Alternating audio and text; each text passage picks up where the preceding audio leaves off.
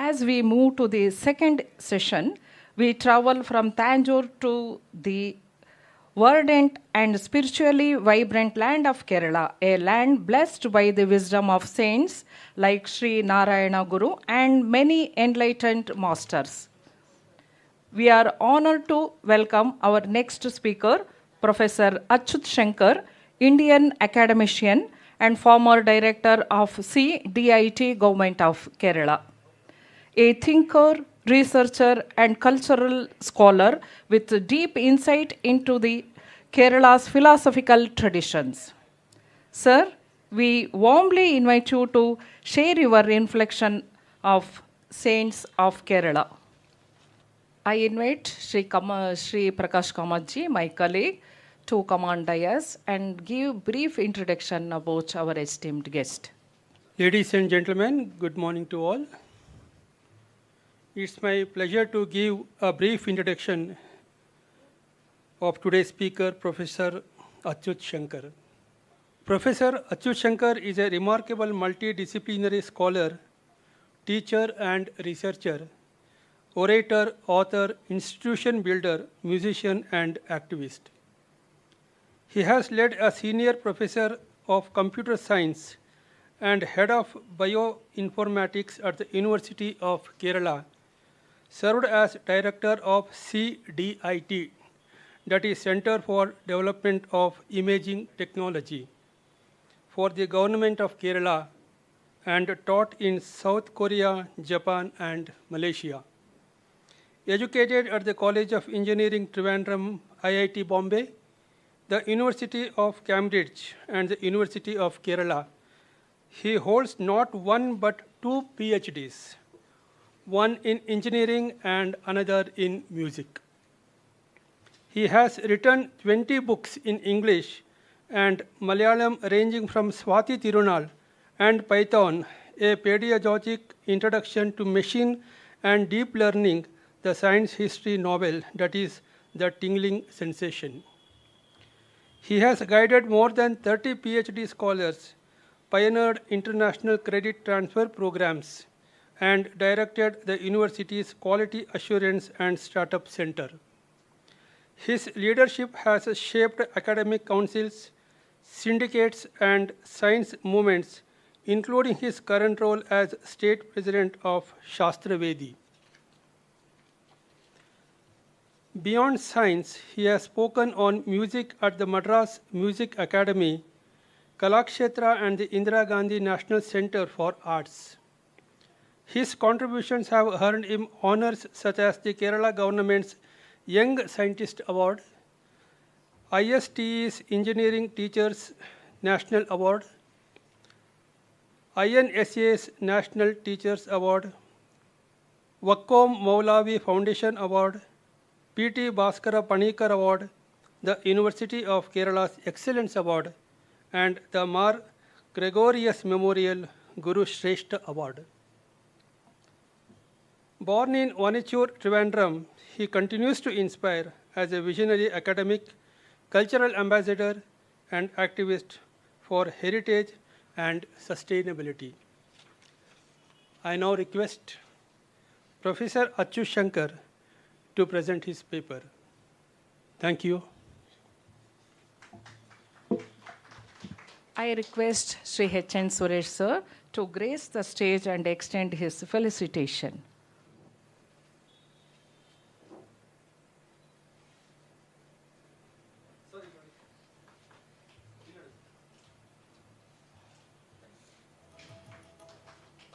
Thank you, sir. Achut sir, the stage is yours. My sincere namaskarams to all of you here. Very good morning. And it is a great privilege and honor to come here and speak about the saints and bhakti poets of Kerala, a selection of them. It is not necessary to say that in a short time, no justice can be done to such a topic. But my intention is more to entertain rather than to inform.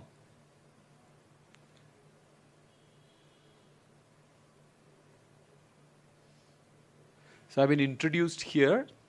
I would like to put across my own self-introduction in just one sentence, that I am a happy teacher. So this is the department where I was working, the Department of Bioinformatics in the University of Kerala, very green campus where I was working.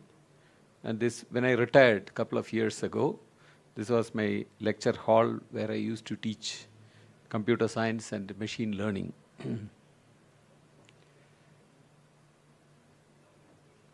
This was my family in the university. Okay, now on with the talk. I will speak about selected saints and bhakti poets from Kerala. Why I included the term bhakti poets is I am not very sure that everyone that I am going to speak about could be classified without argument as saints. And I also thought there would be a bit more variety if I am free to also refer to bhakti poets. So here I am traveling from Kerala to Karnataka, and I thought I should start with a very interesting information. Can you imagine 200 years ago, anyone in Karnataka writing in Malayalam? Can you imagine 200 years ago, anyone in Uttar Pradesh writing in Malayalam? Can you imagine anyone from Kerala 200 years ago writing in Kannada? So the answer to most of these questions are no, but to the last question, the answer is yes. And here is somebody who wrote a song in Kannada 200 years ago, sitting in Kerala, having never traveled outside southern part of Kerala. He wrote in Kannada. With your permission, I would like to sing that song before I go ahead with my talk. Rajivakshabaro Krishna Rajivakshabaro Krishna Radharamana Baro Krishna Rajivakshabaro Chinnada Bhushana Bita Chikka Swarupa Baro Bennai Chaurya Madita Sri Venkadaramana Baro Krishna Rajivaksha Baro. This is a song written by Swati Tirunal, a great bhakta of Lord Padmanabha, who also, as towards the end, if time permits and you permit, I would speak a little bit more about. But I just thought I would start with this song. I would first of all like to introduce you to, I'm not very sure how famous these saints are in this part of the country, Chattampi Swami and Narayana Guru.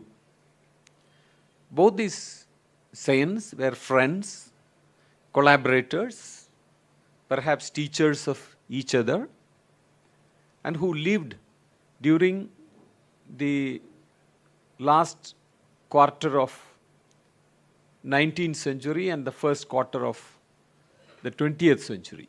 So they are relatively very modern saints that I am going to start with. Of the two, I would say the most famous saint is Narayana Guru. The reason being that Chattampi Swami was born into a community. Of course, if you really understand their teachings, I shouldn't be referring to their community at all, because they are beyond all that, those who have realized the Parabrahma. So it really doesn't matter. But as a matter of fact, I am just mentioning, Chattampi Swami was born into a community that was privileged, And therefore, his activities did not have a social impact as that of Narayana Guru had. And he confined to spiritual matters and also tried in his own way to work against the caste system. Whereas Narayana Guru was born into a downtrodden community, what we might call today as the backward caste, and had the role of not only spiritual activity but also that of a reformer. Some people liken him to a mountain. If you are at the base of the mountain, then you would see that he was a social reformer. But if you have the awakening to climb to the top of the mountain, and then you would see that here is a Brahmajnani. So, I would like to cite a speciality of Chattambi Swamikal. He is one of the first saints in the Indian Guru Parampara who chose to write not poetry but prose. He wrote articles rather than poetry, even though it is known that he was not only a poet but a singer also, but he chose to write. As an academic from a university, what I find is that his writing matches the modern PhD thesis rather than a traditional writing. In his work called Jiva Karunya Nirupanam, where he talks about the need for empathy with animals and plants, not with other fellow human beings, with animals and plants, he cites none other than Charles Darwin. He puts a reference and writes about Darwin. In his most impactful work called Vedadikara Nirupanam, a critic of the right of Vedas, who can learn Vedas, who can teach Vedas, who can interpret Vedas. So some say that this is one of the most controversial, most bold, most modern critic of the right to teach Vedas, or generally about the restrictions applied on Vedas. Like a PhD scholar, he goes about arguing his case to establish that Vedas can be learned, be taught, be interpreted by any human being in the real spirit of the Vedas. That is, I would say, his biggest contribution to the Indian Guru Parampara. He shied away from any interface with society. In fact, in one of the books on Narayana Guru, one of his students says that Chattambi Swami was more happy being with animals. He was once invited by a rich person for a lunch, for a sadhya in Kerala, who wanted to show off his affluence. And when he was invited, he asked, "Can I come with my friends?" And he said, "Why not? Bring as many as you want." So on the day of the lunch, he came with, it seems, about 100 stray dogs. So he was a very, very unique, special person who never came out to the public and addressed gatherings or gave speeches or took up issues of any matter other than spiritual matters. Whereas Sri Narayana Guru was very different. Narayana Guru was a first-rate poet. You know, the Indian parampara of intellectuals, not just gurus, of all intellectuals, they stand out in the fact that even when they were scientists, they were poets. You look at Charaka, Sushruta, Aryabhata, they all wrote whatever they wrote as poems, conforming to Sanskrit meter. About Aryabhata, it is said that he invented a meter for himself. And the name of the meter is Arya. Some say that he is named after the meter. Somebody else says the meter is named after him. We cannot resolve. But having studied meters, I have no doubt that it was invented by a mathematician, because it is so complex to explain to someone what Arya meter is. As a computer scientist, I had the help of notations used in computer science by which you could capture what Arya is. Again, telling me that it is an invention of a scientist. So, Srinarayana Guru was a poet par excellence. He wrote poetry in Sanskrit, heavy Sanskrit, in Malayalam, and also Tamil. I would like to first recite a few lines from his Vinayaka Ashtagam, which is in Sanskrit meter.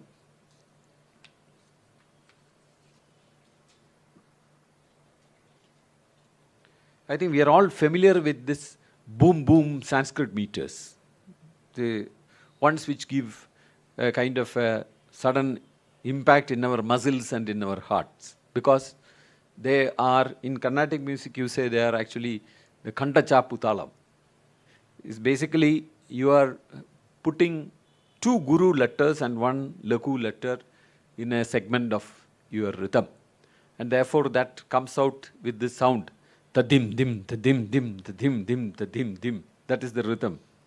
So the Vinayaka Ashtagam goes like this.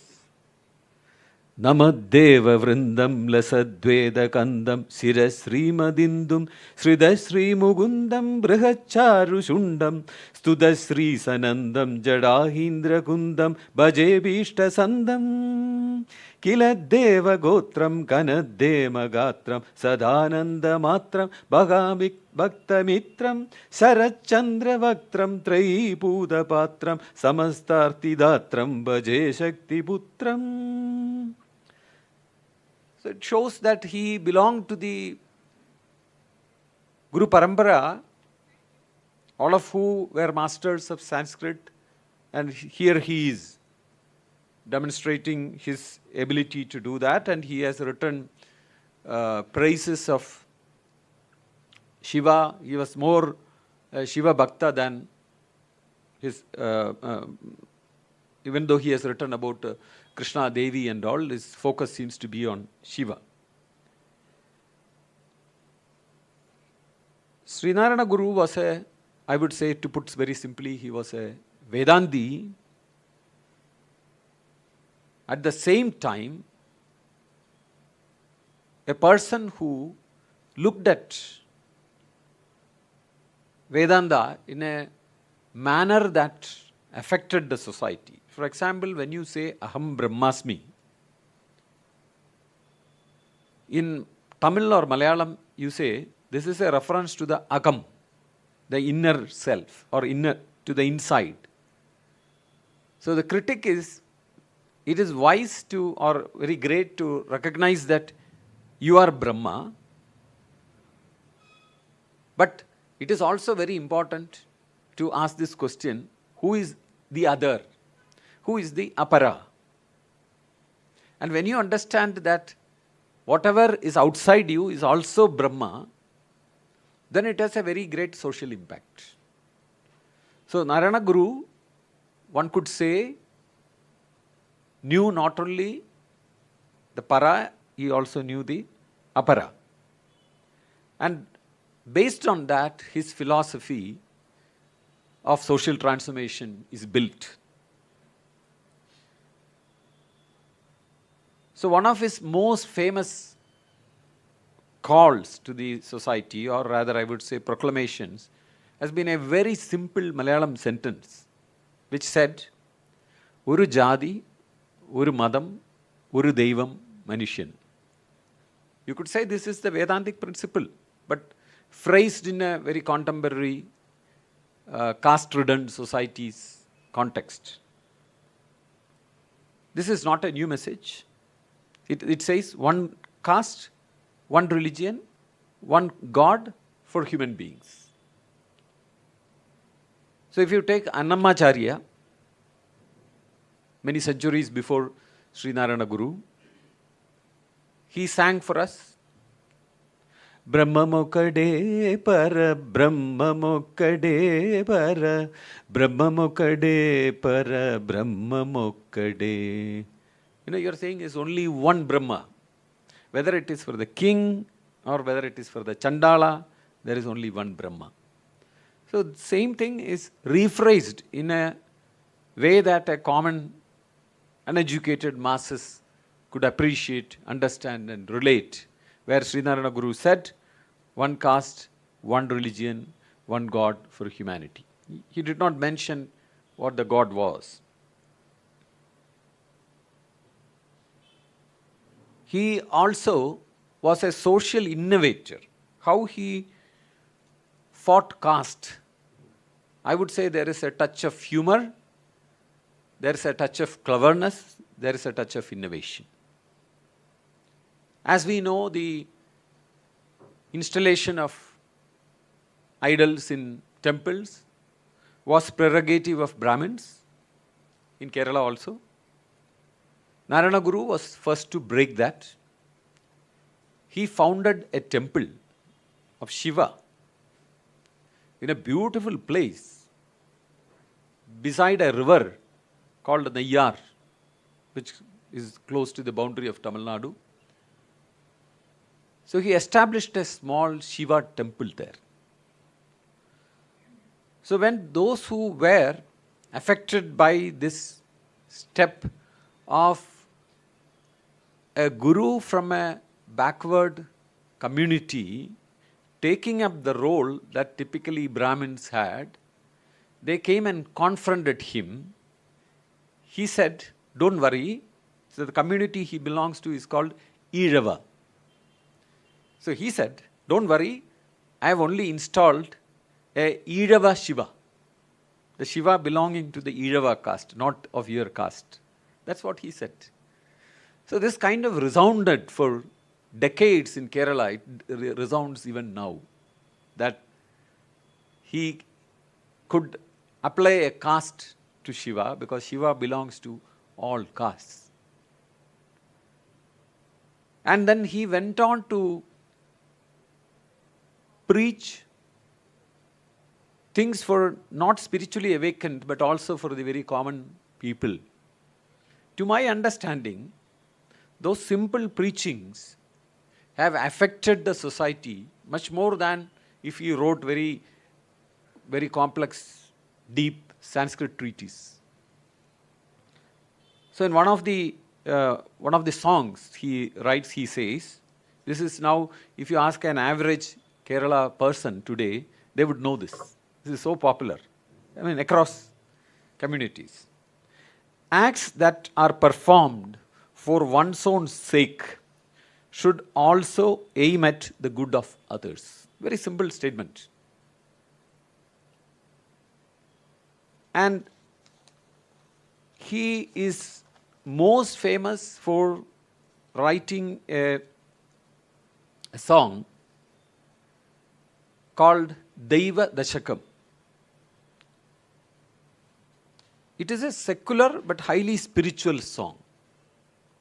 It uses metaphors of the great Indian tradition, but with very interesting modifications to suit the time.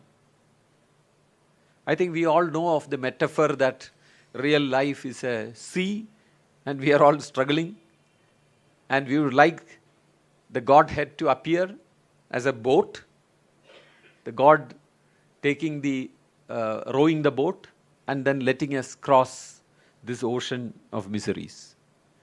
The Daiva Dashakam starts with the same metaphor. But there is one small difference.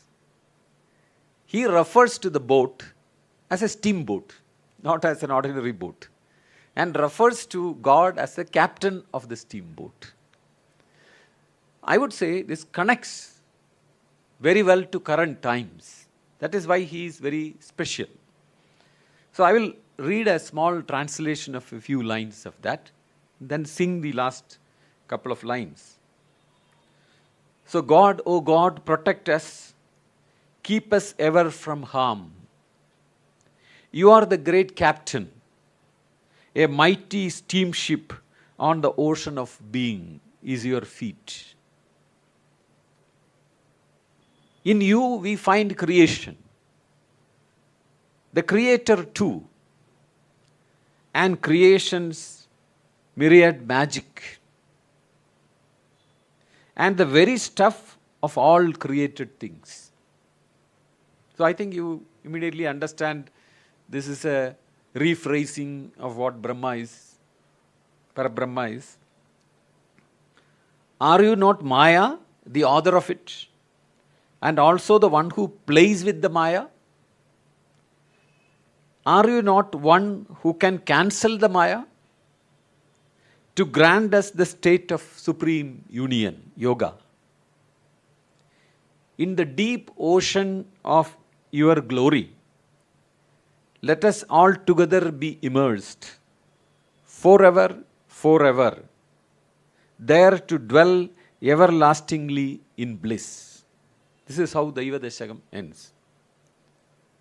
ആഴമേറും നിൻ മഹസാമാഴിയിൽ ആഴണം വാഴണം നിത്യം വാഴണം വാഴണം വാഴണം സുഖം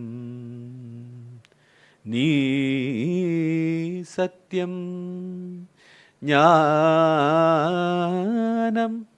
ആനന്ദം നീ സത്യം ജ്ഞാനം ആനന്ദം. It goes like this in simple Malayalam with very simple Sanskrit words that Malayali could easily relate, and with touch of Tamil also, because he was his guru. He received his Diksha from a guru in Tamil Nadu, and he lived in Tamil Nadu for a long time, and therefore the influence of the Tamil language, Dravidian culture is very much in both of them. Both Chattambi Swami also spent a lot of time in Tamil Nadu. So this song called Daiva Dashakam, I understand it has been translated to so many languages in the world, and there are disciples for Srinarayana Guru all over the world. The community that he hailed from, I would like to say again, it is not proper to assign a community to a guru. That would be negating all his teachings. But the community where he hailed from, in Kerala, it is called Ijava. I think you must be familiar with the word Elam. In Sri Lanka, Tamil Elam, LTT is called Tamil Liberation of Tamil Tigers, Elam. So there is a great connection between this community and Sri Lanka. It is believed that there is a migration from Sri Lanka to Kerala, and this community came from Sri Lanka. Whether this is true or not, the Guru is revered very much in Sri Lanka, and he visited Sri Lanka many times. So that connection is also there.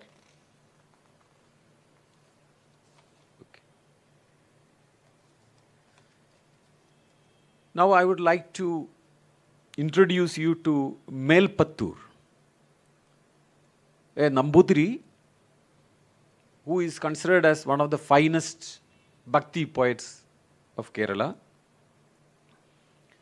one of the earliest poets to write in Malayalam. His very famous work in Sanskrit, the most famous one, sometimes known all over South India because it appears in Carnatic music. It is called Narayaniyam. I will just sing a stanza from Narayaniyam. Yogindranam dvadangeshu अधिक सुमधुरं मुक्तिबाजानिवासो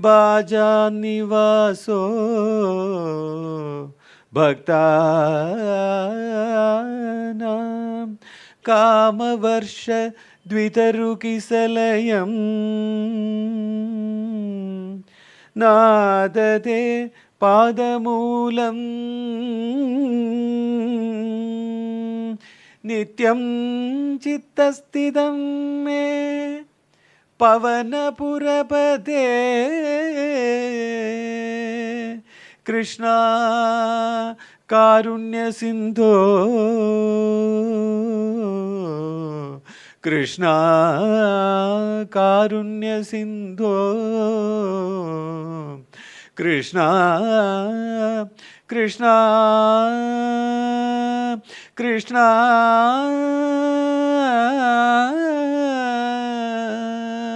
कृष्णा कारुण्यसिन्धो कृष्णा कारुण्यसिन्धो हृत्वा निशेषतापान् प्रदिशतु परमानन्द सन्दोहलक्ष्मी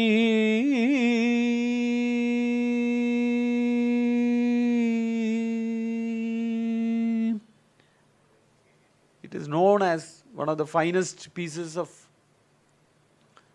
poetry, bhakti poetry about Krishna of Guruvayur. And the whole Narayaniyam continues to be a very important bhakti text in Kerala. And luckily, a lot of it gets adapted to Carnatic concerts, which also makes it visible to all. At the same time, when Melpathur lived, there was another Nambudiri called Poondanam.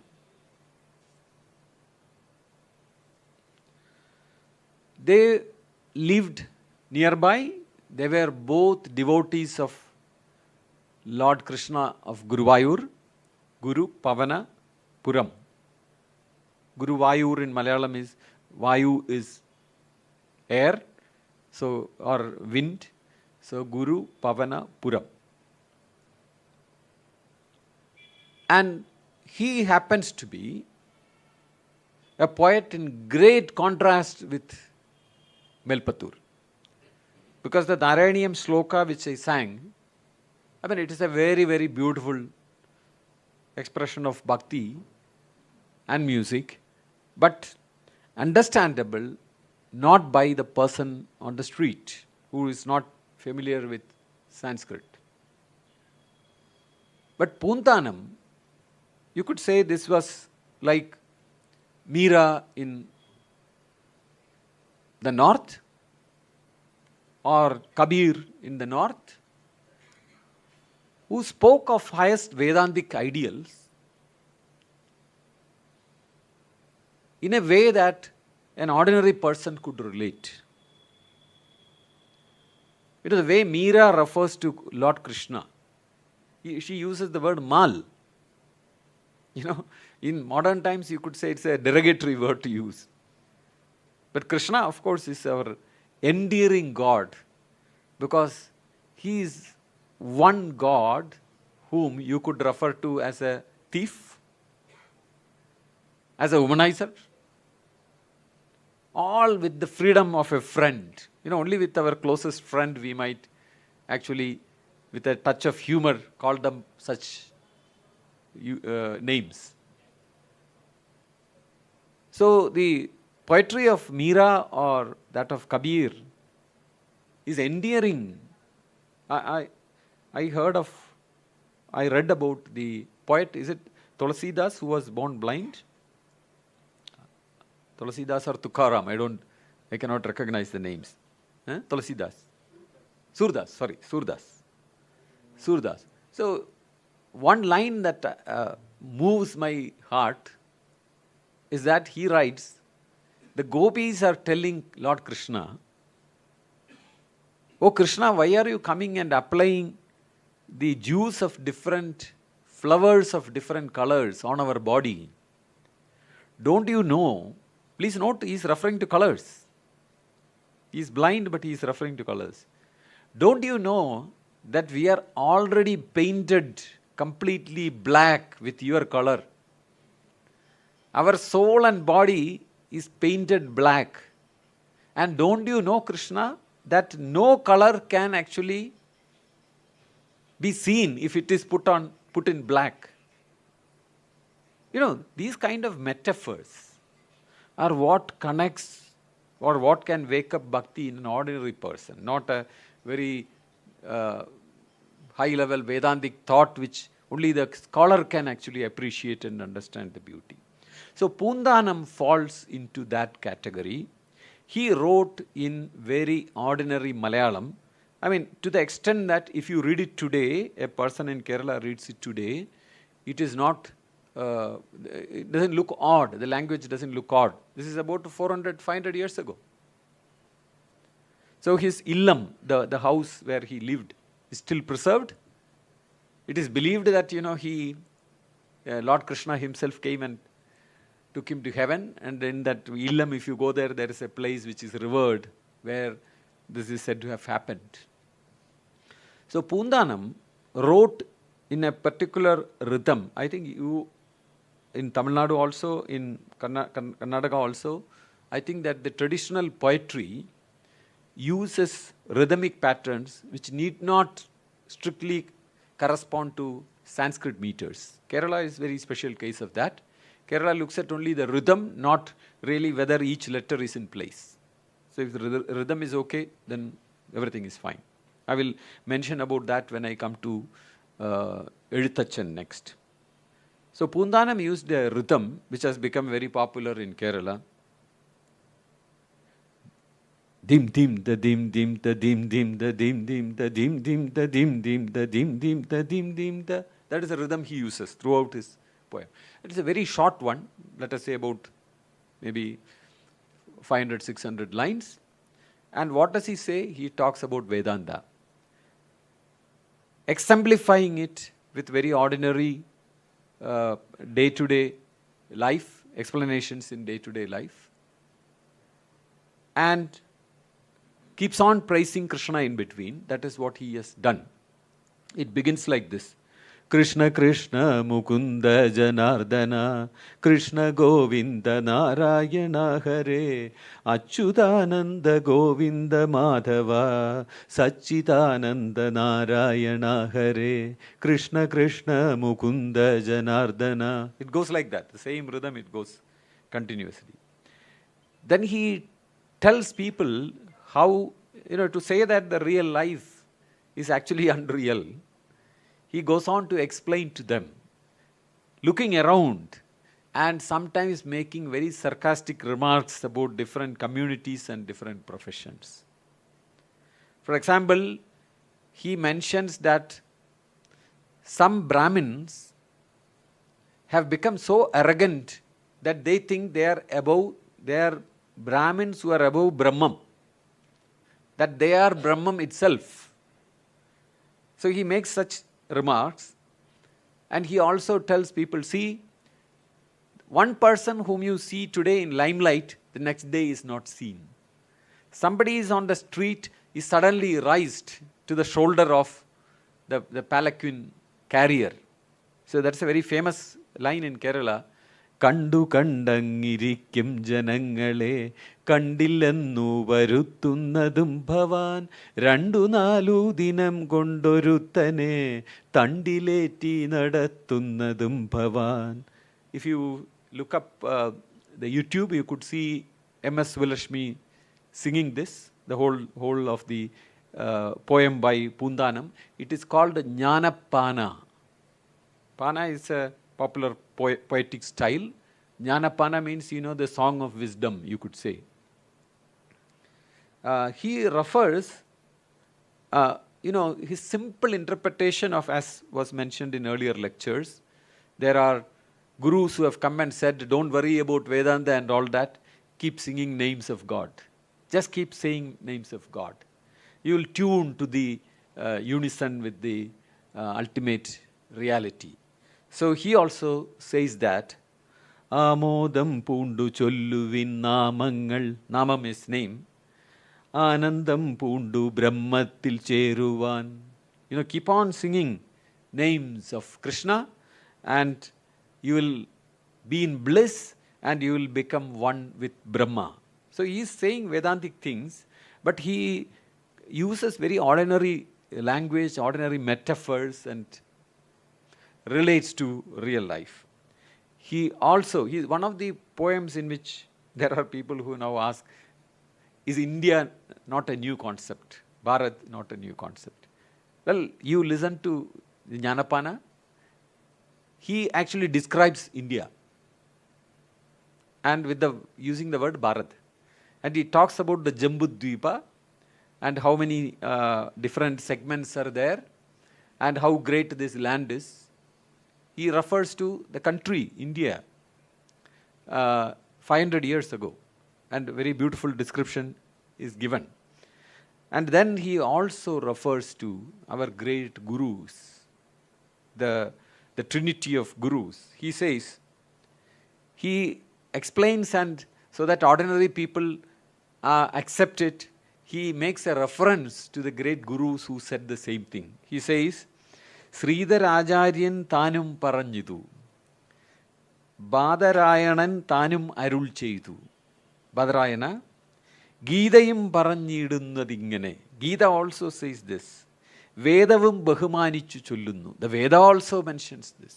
So he is referring to the gurus and the texts, and that's all he mentions about it, rather than going into what is the speciality of what they said. So I would say it is one of the most popular devotional song in Kerala, and the kind of lines are quoted on a day-to-day basis even by politicians. When you say kandu kandangirikkum janangale kandillennu varuthunnathum bhavan, is very often you could see in the newspapers in Kerala that this is quoted in different contexts, politicians in their own context. So it is like a small, highly readable spiritual notebook. That is what I would say, for an ordinary person to relate, at the same time synchronizing with the greatest teachings of the great gurus of our land. That is what I feel about Poondanam. There are other works of Poondanam, but nobody, other than scholars, nobody knows what they are. But Poondanam is best known for his Jnanapana.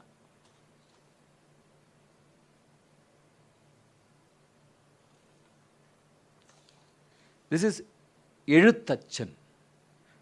Achuthsankar means, Achan in Malayalam means father. So Achutha means writing. So the father of writing. Well, the specific reference to Malayalam.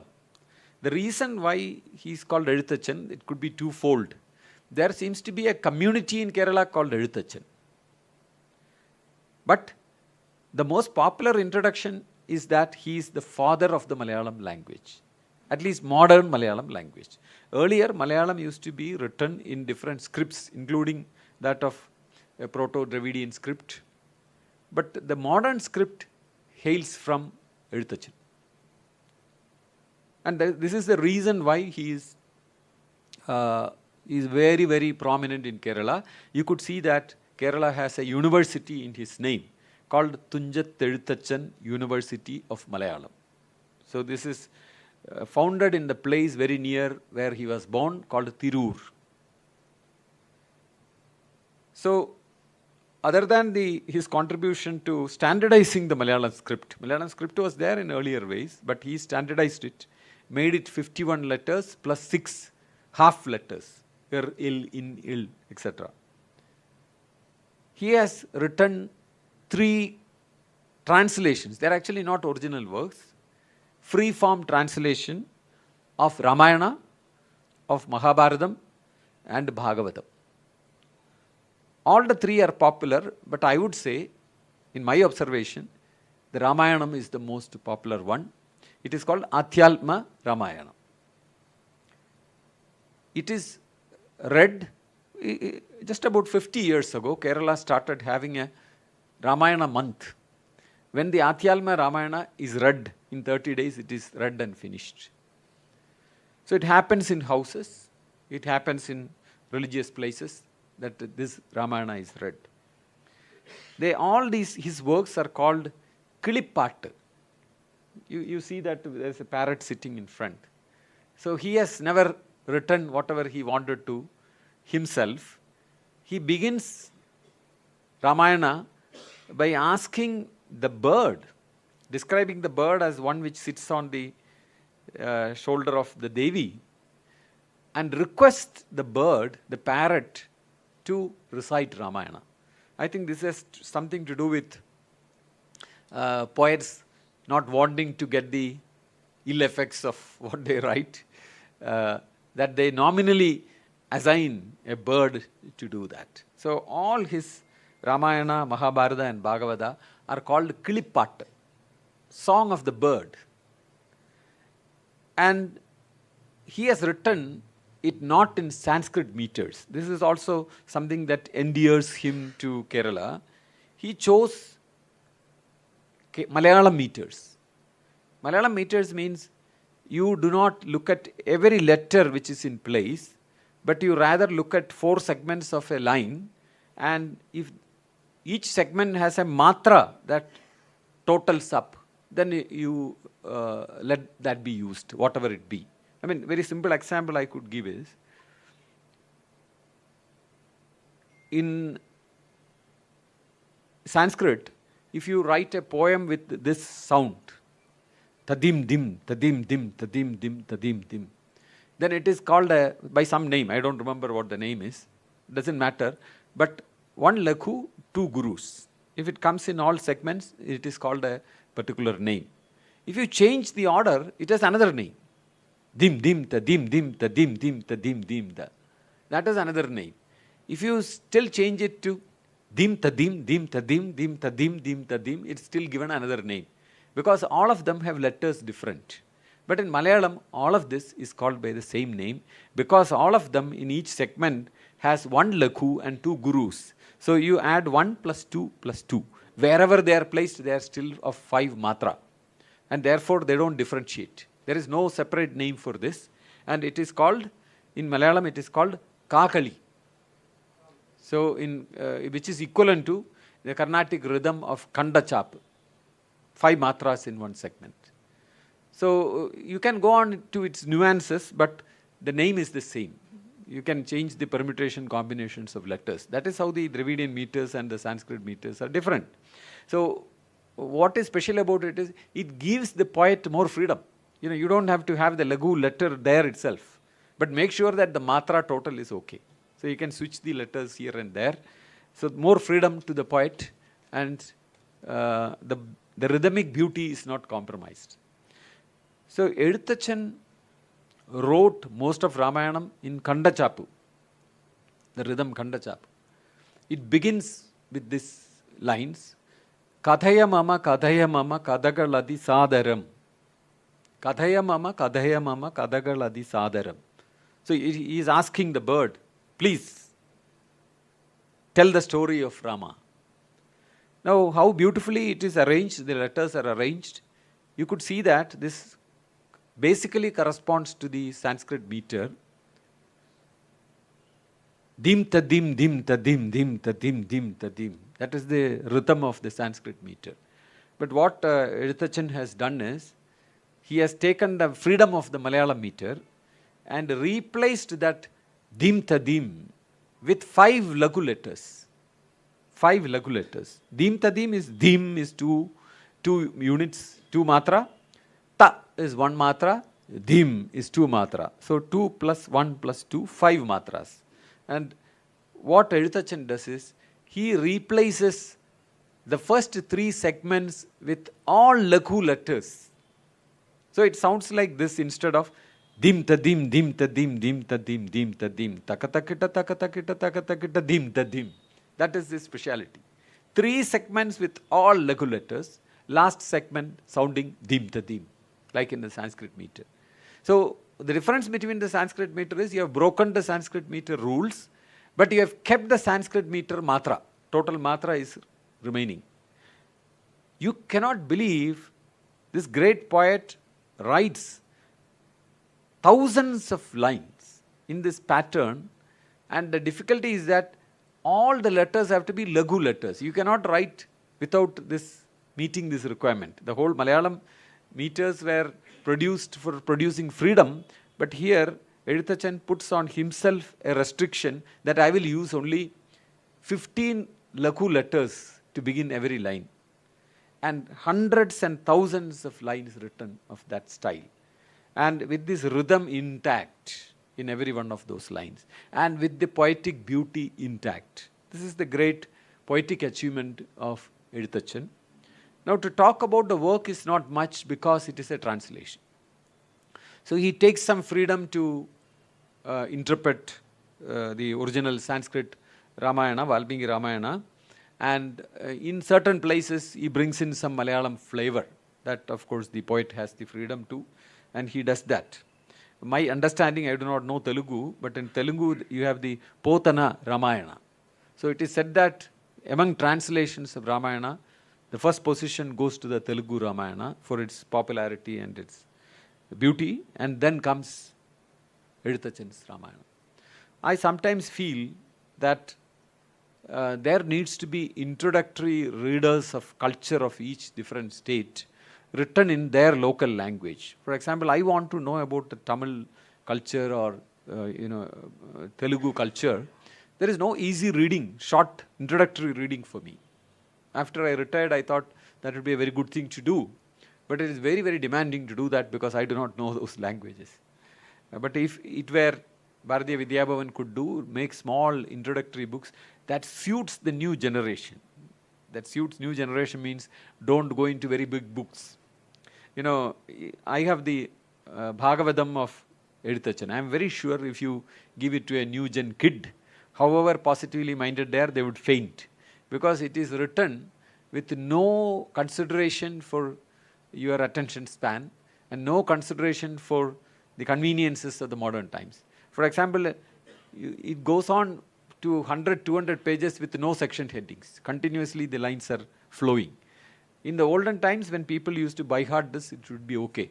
But today you need a very good index, you need subheadings, small descriptions of what is going to come below that. So that unfortunately is not available. I hope that the greatness of Edutachan would reach other states also. Similarly, that of the Potana Ramayanam would come to Kerala sometime. I think I don't need to make any speech about Adi Shankara. I am not competent to do that. But I think the greatest pride, when I talk about saints from Kerala, the greatest pride is, of course, Adi Shankara. I am aware that there are people who claim in North India that he was not born in Kerala, that he was born in North India. I think Bihar or Orissa or someplace.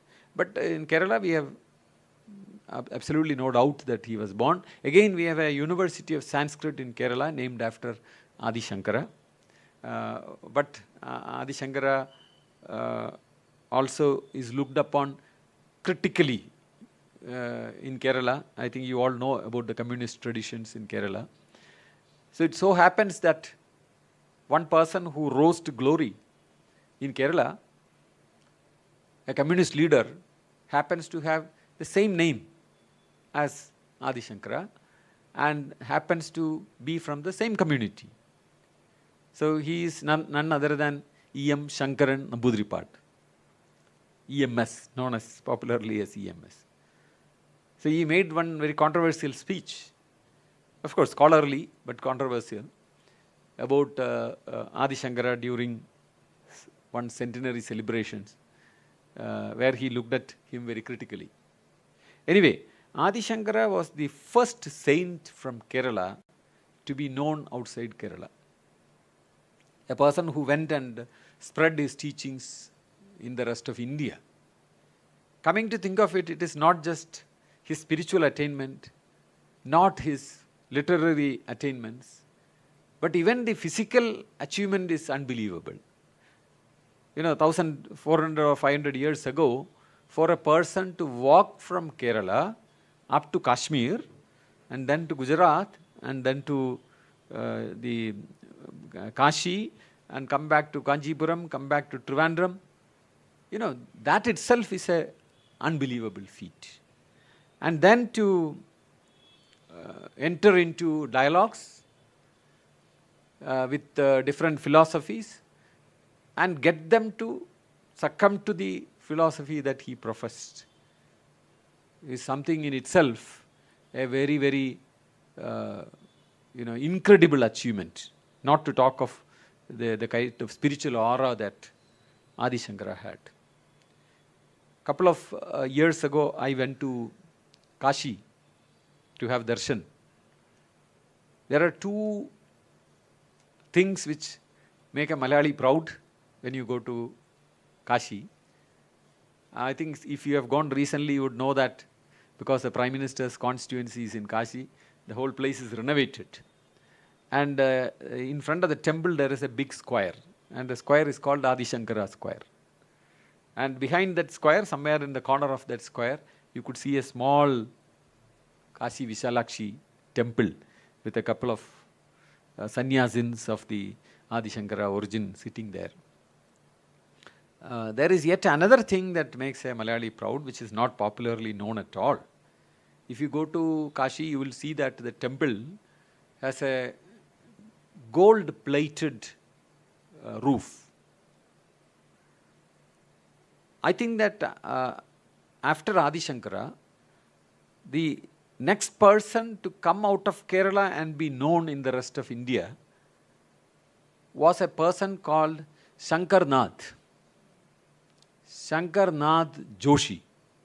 In Kerala, he is called Jodishi, but in North India, he is called Joshi. So he traveled from Kerala, from Kannur to Kashi. Well, on the way, he became a disciple of great sannyasins and then went to Kashi and was sitting there. It seems he was also an astrologer. That is why he is called Jyotishi. So when Ranjit Singh from Lahore came to visit Kashi, Benares, this guy was there, and it is said that he made some predictions for Ranjit Singh. Ranjit Singh went back to Lahore, and it is said that the predictions had come true. And the next time he came to Benares, he asked him, he wanted to honor him. He said, "What can I give you as a gift?" And then Shankarnath Joshi said, "Okay, please coat this roof with gold." And so the gold was actually a gift given by Ranjit Singh to Shankarnath Joshi. And not only that, Ranjit Singh took Shankarnath Joshi to Lahore and made him his minister. And he became and 2 villages were given to him. He was like a small village lord there. And Shankarnath Joshi was a great Bengali scholar also. I will later make a reference to how all this had some impact in Carnatic music. Shankarnath Joshi came back to Trivandrum when Ranjit Singh passed away and there was some confusion in Lahore and the British took over the Punjab administration. This guy came back, settled down in Trivandrum. You must have all heard of a temple in Trivandrum called Attukal. Are you aware of it? Where about 25 lakh women come together to celebrate a festival called Ponkala. So this temple was a village, small village temple with even not a building. It's very small. In Kerala it is called a Mudippura. Simply a village goddess sitting in a corner, and the locals only know about this. So he came and started living near that temple. He bought a piece of land, married from there in Trivandrum and stayed there. And he redefined this temple as the temple of Kannagi, of the Tamil lore. And defined how the rites in the temple should be held. And soon it started rising in its glory. In 1970s it started picking up as, it is called the women's Shabarimala. It's so famous. So when he came back with descriptions of Benares, with some writings about Benares, with a work called Kashi Khandam. And from Lahore he brought, earlier there was a mention about the Tanjore Maratha kings starting the Saraswati Mahal library in Tanjore, which is one of the greatest archives of our culture. So Shankarnath Joshi brought palm leaves from Lahore and came to Trivandrum and gave it to the king of Trivandrum, whose picture I showed in the beginning, Swati Tirunal. And he immediately said, put this in a library and let us start a library. That library now stands as one of the most impressive libraries in the city and in the university where I worked, the University of Kerala. If you come, you could see one of the majestic buildings in which 75,000 palm leaf manuscripts are kept, which originated from this manuscripts which came from both Benares and Lahore. So I will make a mention about that later towards the end. So would you like me to sing a song of lines of Adi Shankara? If you would permit, I would sing. Shall I go ahead? So this is not completely written by Adi Shankara, but it is said that he wrote and many stanzas are assigned to his disciples. But that doesn't affect us. As a teacher, I find that I wouldn't say like this to a student, calling the student a fool, because that is what it does in Bhaja Govindam. Bhaja Govindam, Bhaja Govindam, Govindam Bhaja Mudhamate. He's asking the student, you fool, you keep reciting the name of Govinda. That is, or praying to Govinda. That is what the lines go about. Samprapte san nihite kale nahi nahi rakshadi dugrum karane bhaja govindam govindam bhaja mudamate. He says, in the when you are distressed, the grammar doesn't come to your help. Only the prayer to Govinda comes to your help. Next line is also controversial possibly to the modern feminist.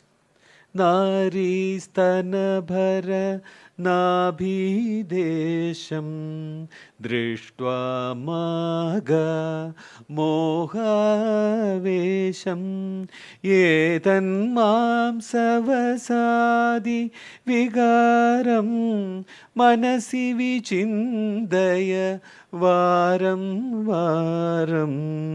bhaja govindam. Is asking the student to contemplate on the fact that all that you see as beauty in a woman is just flesh, which nothing more.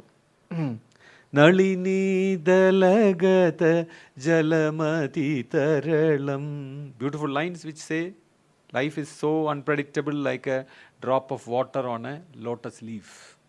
Nalini dalagata jalamati taralam tadvajivitam atishaya chapalam vidhivyadhyabhimana grastam logam shogahatam cha samastam bhaja govindam govindam bhaja mudamate. Balastavat kridasakta tarunastavat tarudi sakta vrithastavat chintasakta parame brahmini kobina sakta bhaja govindam. He is talking about different stages and what their interests are, and no time for thinking about the Parabrahma. And finally makes, just before the final stanza, makes fun of fake sannyasins. Jadali mundi lunchita kesha kashayambara bahukrita vesha पश्यन्नपि जन पश्यति मूढ उदरनिमित्तं बहुकृतवेष. That last line also is very often quoted in ordinary speeches. When somebody does something just for their own existence, you say, Udara nimittam bahukruta vesha.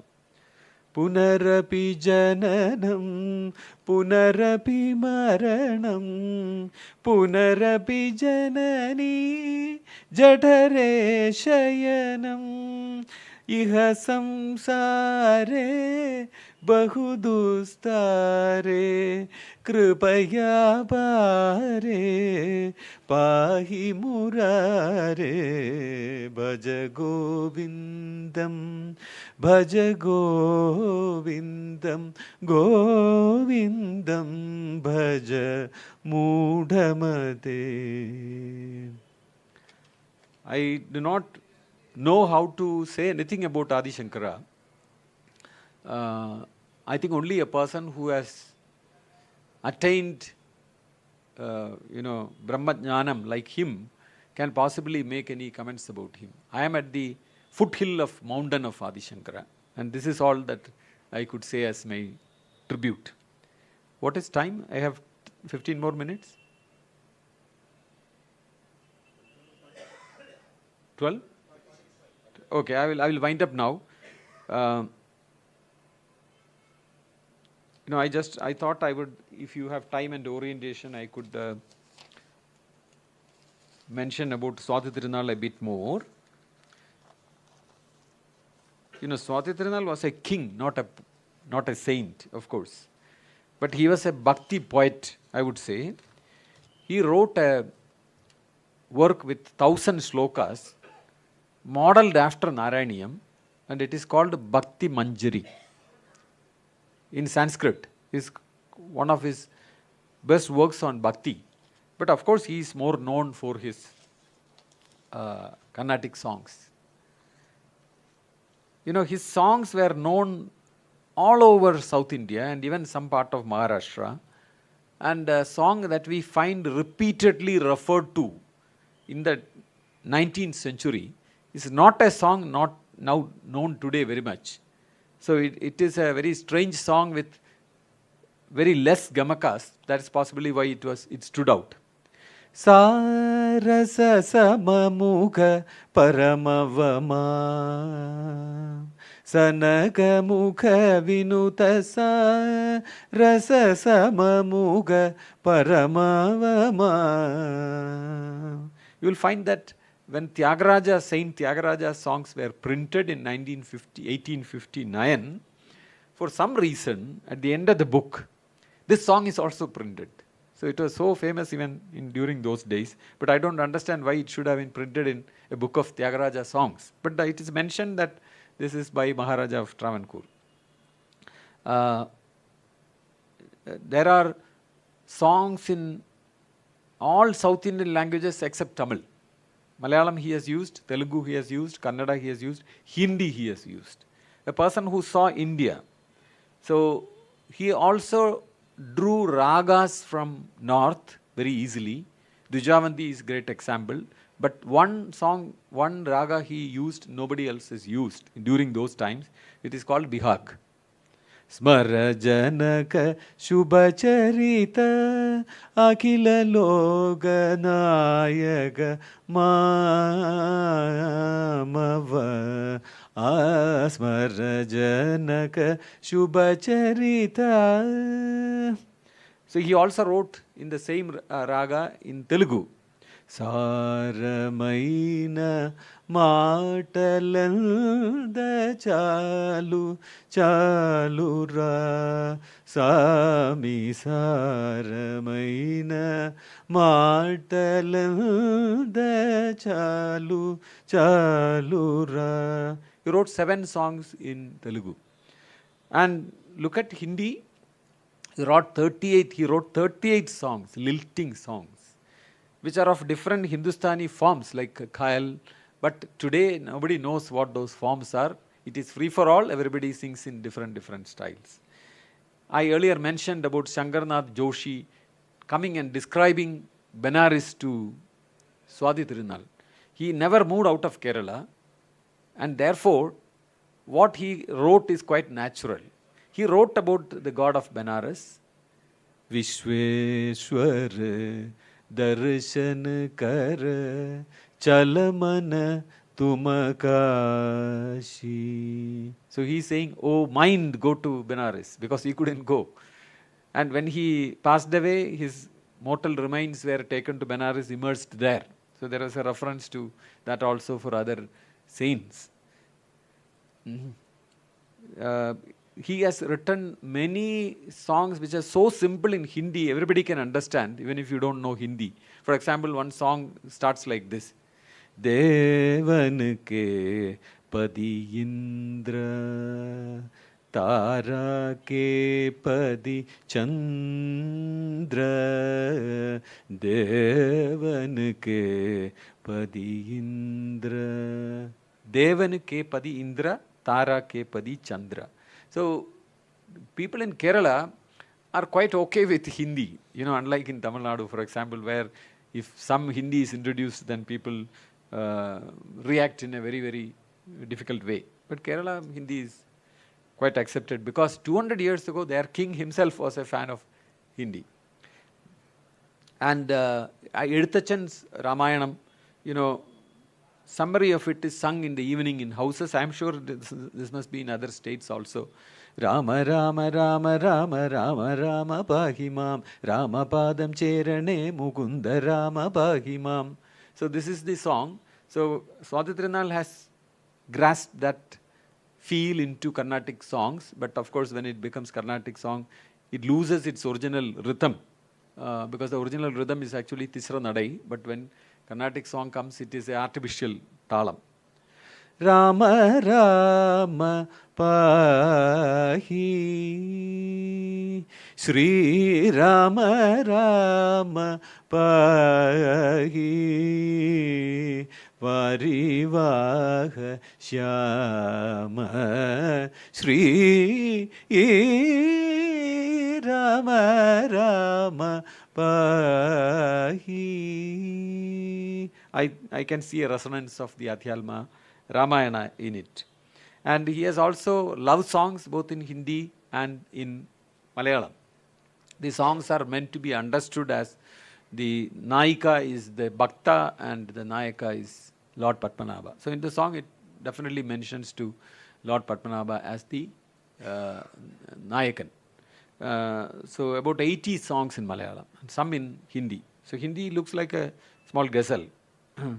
बाजत मुरली मुरारी सुंदर जमुना किनारे रास रास ग्वाल बाल संग मदन प्यारी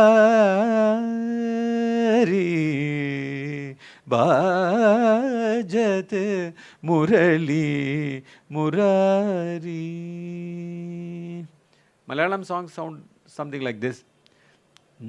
Aliveni endu cheivu handanyani